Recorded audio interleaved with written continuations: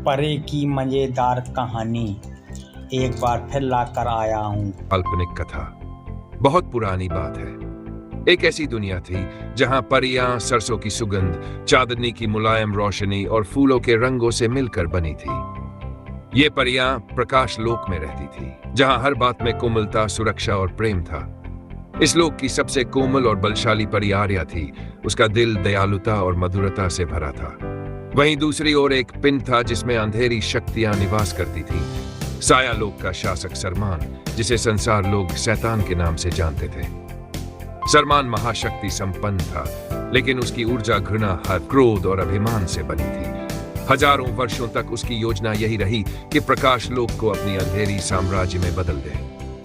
प्रारंभिक संघर्ष और लड़ाई। एक रात सरमान ने अपनी सेना को प्रकाश लोक पर भेजा। चमकदार नदियां झरनों में बदल गई, फूलों की शाखाएं सूख गई और उज्जवल वायुमंडल में अंधेरी धुंध फैल गई। परियां घबराई, लेकिन आर्या ने डरकर पीछे नहीं हटने का निर्णय लिया। उसने विमान की तरह उड़कर अपनी सखी परी मित्रों के साथ मिलाकर जादुई कवच और ऊर्जा प्राप्त कर सरमान की आक्रामक सेनाओं को मात देते हुए संरक्षण का कार्य किया। लेकिन इस युद्ध ने प्रकाश लोक में गहरा असर डाला। प्रेम और सौंदर्य की जगह निराशा उतर आई।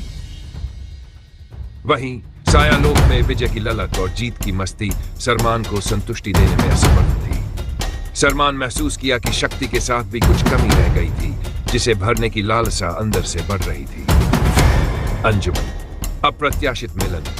एक दिन जब आर्या प्रकाश लोक के सीमावार तटवर्ती पहाड़ी से उड़ रही थी, उसने आकस्मिक रूप से एक टूटी हुई द्वार को रहता हुआ देखा। उस द्वार के टूटते ही सरमान भी प्रकाश लोक में आ गया।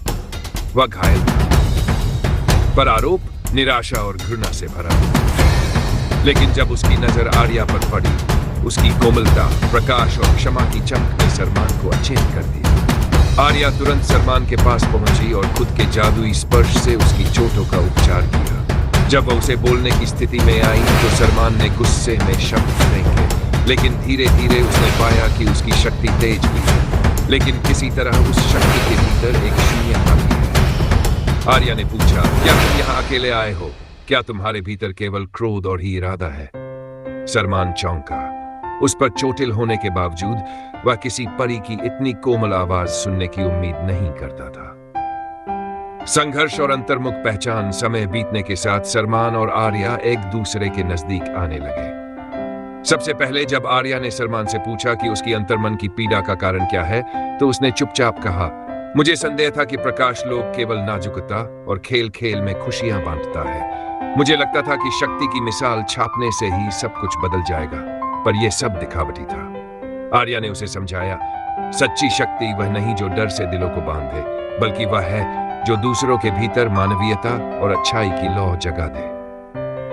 आखिरकार सरमान महसूस करने लगा कि शक्ति के साथ प्रेम का होना जरूरी है। एक दिन उसने आर्या से कहा, मैं तुमसे लड़ना नहीं चाहता, केवल चाहता हूं कि मैं सचमुच बदल सकूं। आर्या ने नरमी से मुस्कुराकर कहा, तुम पहले ही बदल चुके हो।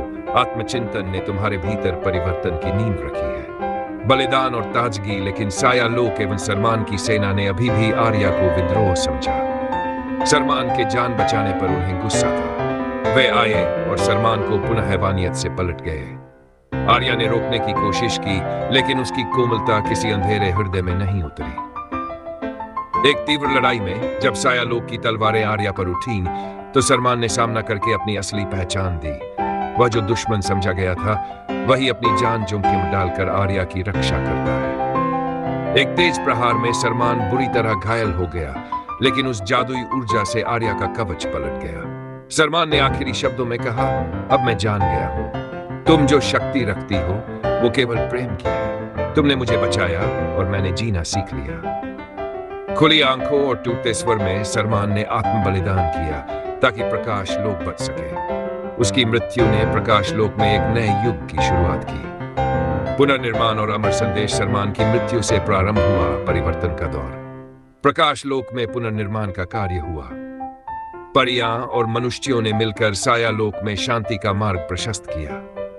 सरमान की याद में एक प्रकाश स्तंभ स्थापित किया गया, जो साया लोक और प्रकाश लोक को जोड़ने की याद दिलाता है कि प्रेम शक्ति का सर्वोच्च स्वरूप है। आर्या ने एक नई कसम खाई, जहां भी घृणा का अंधेरा होगा वहां प्रेम की रोशनी फैलाऊंगी। इस तरह उसकी और सरमान की प्रेम, परिवर्तन, बलिदान की कहानी कालजी हो गई। उपसंहार 1. सच्ची शक्ति वह नहीं जो दूसरों को डर से बांधे, बल्कि वो जो दूसरों के भीतर आत्मबल और सकारात्मकता पैदा करे। परिवर्तन की क्षमता कोई भी व्यक्ति, यहां तक कि जन्मजात दुश्मन भी, प्रेम और आत्मचिंतन से बदल सकता है। बुलंद प्रेम, बलिदान और विनम्रता प्रेम का सबसे पवित्र रूप है जो बुराई की जड़ों को भी काट सकता है। शांति का संयुक्त निर्माण, द्वेष और हिंसा की जगह संवाद, सहअस्तित्व और प्रेम से बनाई गई समाज ही दीर्घकालिक खुशहाली ला सकती है। यह कथा परी और शैतान की, यह कहानी सिर्फ काल्पनिक नहीं बल्कि एक गहरा संदेश है कि मानव मन में अच्छाई और बुराई दोनों हो सकते हैं और क्षमा